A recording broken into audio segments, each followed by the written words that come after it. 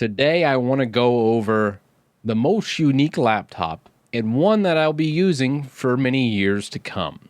And that's a bold statement because there's a lot of things that have happened in the past month or two, and that's going to happen in the next year.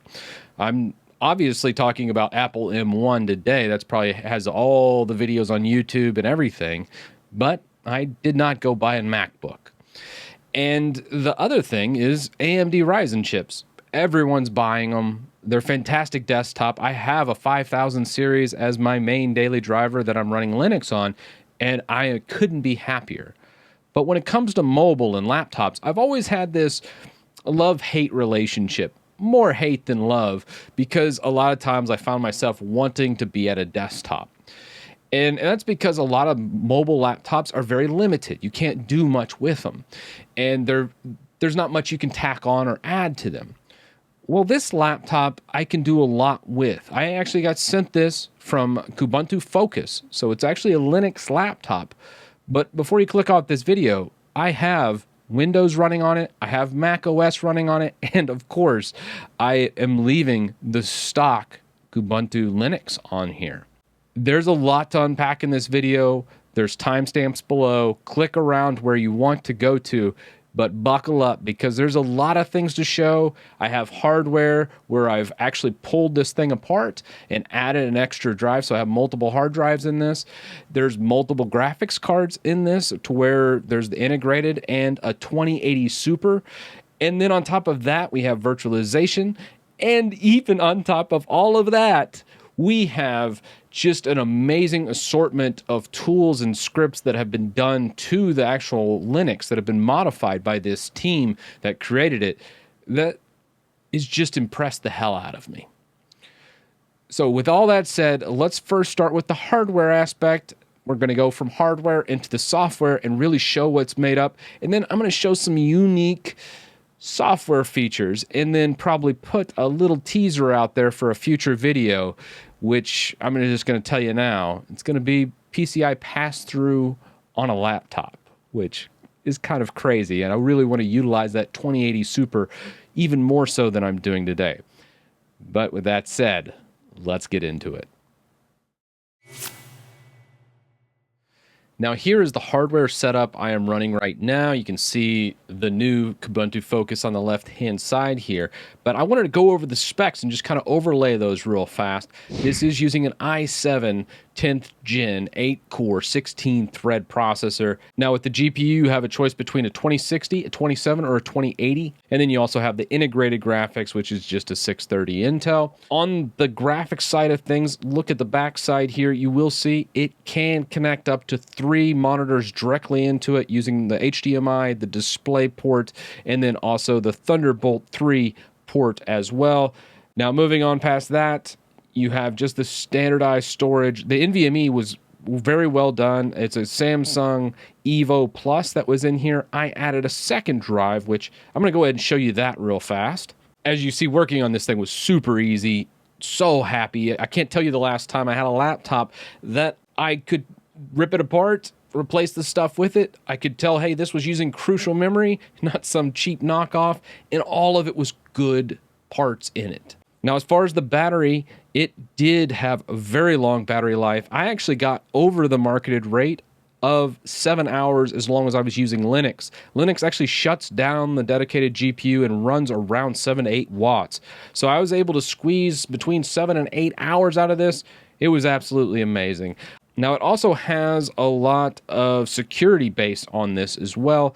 I had the pre-configured YubiKey to where when I first got this, it just booted right up. The boot sequence on this was amazing, very clean. You had to have the YubiKey in to even boot it, and that worked great. However, I decided to do a dual boot situation with that hard drive I put in and put a Windows and Linux side by side, and that way I could just dual boot using Grub.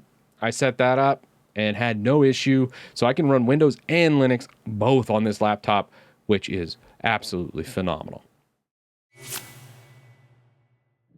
All right, I wanted to show the initial boot outside of the screen recording just so you could see what it looks like. Very sleek, elegant, and I really love the keyboard, the layout, how it feels. but more so, I can customize this however I want it, and I added a custom bootloader. Now, by default, you're not going to get something like this bootloader, but it's just something I added on to where I can do Windows 10 or Kubuntu Touch and just flip between both my operating systems. But since I chose the security option, this obviously wasn't available out of the gate. It was actually booting directly off of my little YubiKey. That YubiKey will come into here and it will say, hey, enter your passphrase, and this has to be inserted in the computer, otherwise it will not boot. So let me type in my password, and then it'll check to make sure that the YubiKey is here. It'll read the response, yes, that's plugged in, and then it'll continue the boot process. This is fantastic if you have vital information on your laptop, because if someone steals the laptop, those types of things, you want to make sure they don't have access to your information. Or in my case, I don't want someone accessing my YouTube account, as that would be already logged in and some shenanigans could definitely happen. So that's why I love this boot process. And with that, we're going to get right on the desktop and get into this. Here is the Linux desktop. Now I'll go into Windows desktop and also get into benchmarkings after this. But this desktop is truly unique in, I've pimped it out a little bit, but I'm going to just go over what comes with it. You get this nice little desktop shortcuts widget. You can actually flip through this. It kind of shows you how to get around this desktop. And it goes pretty far even into Vim and CLI commands, as you can see. So if you're a newbie coming to Linux, this is actually a nice way to break yourself into the terminal and just kind of get around and learn quite a bit. I absolutely love this. I might actually steal it and make my own little web page with all these shortcuts in it, because this is just a fantastic cheat sheet. Now, the welcome guide I really enjoy. Now, it does come with Google Chrome and Firefox by default. I did change this over to Brave, as most people know. It's what I use for my daily driver right now. And this is just a really good three-step process. The first one just kind of, it goes through, hey, what to do with this laptop. So if you don't really know how to use such a powerful laptop like this kind of just goes through and shows you everything it can do. But let's talk about some notable standouts with this laptop. Truly makes it unique from other laptops. We already talked about the power on and decrypt, where it actually is a shim between the startup of past the BIOS and the operating system itself. So it requires you to put this key in prior to even booting, which is pretty awesome.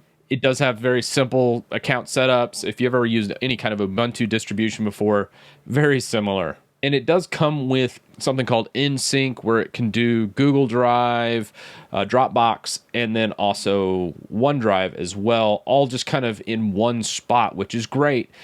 Now, it does have curated apps, and if you're curious, it actually has this right here where it just kind of goes through and lists all the different kind of apps that comes preloaded. It does come a little bit heavy, and there are some apps I go ahead and purge because I don't use them, but it's nice that they have all these just right out of the box. Now, to the very first really truly unique feature of this laptop, its deep learning capabilities are unparalleled. And I mean this in two fronts. One, it's very, very high in performance. I don't know if there's any other mobile solution that is as high of actual performer than this laptop, but also the setup is only about 10 minutes to set up the entire deep learning suite, to where you can just go right in here and do it. So if you're doing any type of deep learning and you want a mobile solution, this is the best solution you could possibly get. Some of the games I was going to launch in here, I think it was Borderlands 3 was one of those such games. I did need to set some launch options, mainly because hybrid solutions on Linux, when it comes to the GPU, a lot of times it'll select the integrated GPU and not the dedicated one when running through Wine. But you can get around this by just doing a Wine DLL override right here. Didn't have any issue. Once I put this in, it would always use the dedicated GPU as long as it was enabled. Running this command just made sure we were using that 2080 Super instead of our Intel chip, which was very nice once I got all that figured out and going. I will say, in the future, probably in a couple months, you really won't need to do this for the most part, as the new versions of Proton are starting to bake in and support hybrid graphics on a mobile solution like this one. Now, on the dedicated graphics card front, if you look down in my task tray, I added this little widget, and it's called Prime Renderer Offload Status. When this is green, I'm using my dedicated GPU, meaning if I take this on battery power, I'll get about that 3 hours of battery power. But if this is disabled, this actually grays out. So I highly recommend this widget if you're going to do it. But to switch back and forth, type NVIDIA, and then just type in the X server settings, and then you just can scroll all the way down to Prime Profiles and go either performance mode, which is dedicated GPU enabled, or Intel power saving mode if you just are doing some things where you don't need to use that dedicated GPU and you want to just save on power. You'd go Intel for the power saving modes, which would gray this box out. And I talked a little bit about the dedicated GPUs here. And here is a good setup of that, where they actually set up it on a little stand. I actually grabbed a stand off Amazon called Vivo. It's about a $30 stand. I highly recommend doing that. If you're looking for this type of setup where you don't need a desktop, this is more than capable of doing a full desktop replacement. Now, one last thing I want to kind of show you is their guided solutions. This is something I thought was kind of amazing. How they have at the very bottom on this screen is really where you want to live. If you need or have any questions in regards to this laptop, come in here. These solutions are really good, and I had absolutely no issue kind of going through each one because there's things I messed up. And just as a final note here, when I messed things up here because I was editing Grub, I was coming in here trying to mess with Xorg and how it renders its display, all kinds of shenanigans. I ended up almost bricking the device, or not bricking, but making it non-bootable. And I was able to call them up and said, hey, I jacked up all the display settings. What can I do to get this back to normal? And I just called the 800 number and got a human in California, just this 800 K-Focus 1. It was amazing. And the guy was extremely knowledgeable, helped and said, hey, we have a whole set of scripts to help you get back to that default desktop space. And it worked phenomenal. So huge shout out to their support and their solutions here. Use them if you get this laptop. And honestly, even if you don't use this laptop, it's worth checking out their GitHub and looking at their scripts because they are so involved, and I'm beyond impressed with how they've set this laptop up, because most Linux desktop experiences on a laptop are not good, and this one is a better experience than the Windows portion. And with that said, let's get into Windows. Over on the Windows desktop here, you can see I went ahead and made a background, activated, and ran my regular debloat stuff. If interested and you haven't actually got a more minimal desktop like this, go check out my video going over the Titus toolbox, where I actually go and show you how to actually remove like Action Center and kind of clean things up so it's a little more minimal. I will show you the system details right here. You can see it registered everything. All 64 gigs of memory came in just fine. It was able to take the latest NVIDIA drivers from GeForce and got that 2080 Super recognized as well.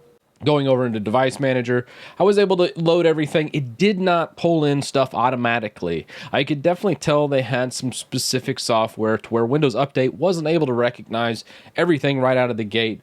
But using Snappy Driver Tool, I was able to install almost all of this pretty seamlessly. One last thing I'll show here is just its base task manager. Everything recognized great from the GPUs, and I was able to run a full benchmark. And with that, let's jump into the benchmarking, because I did do a Geekbench on this side of things, but most of the gaming and other things I did in Linux, so the FPS might be a little bit lower than what you're expecting out of this box, and that's just because it was going through a compatibility layer. But with that, let's get into benchmarking. It's benchmarking time. We have 3 different tests to go over today. All these will have links in the description so you can actually bench your system versus this laptop. And it'll tell you how it performs. And with that, I'm going to let the results speak for themselves.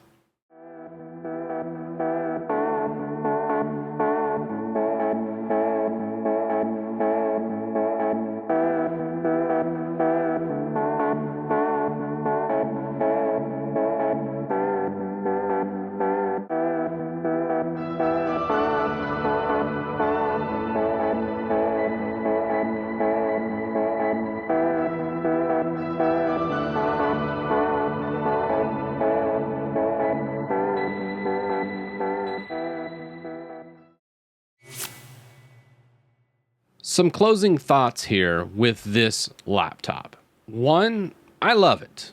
The keyboard feels great.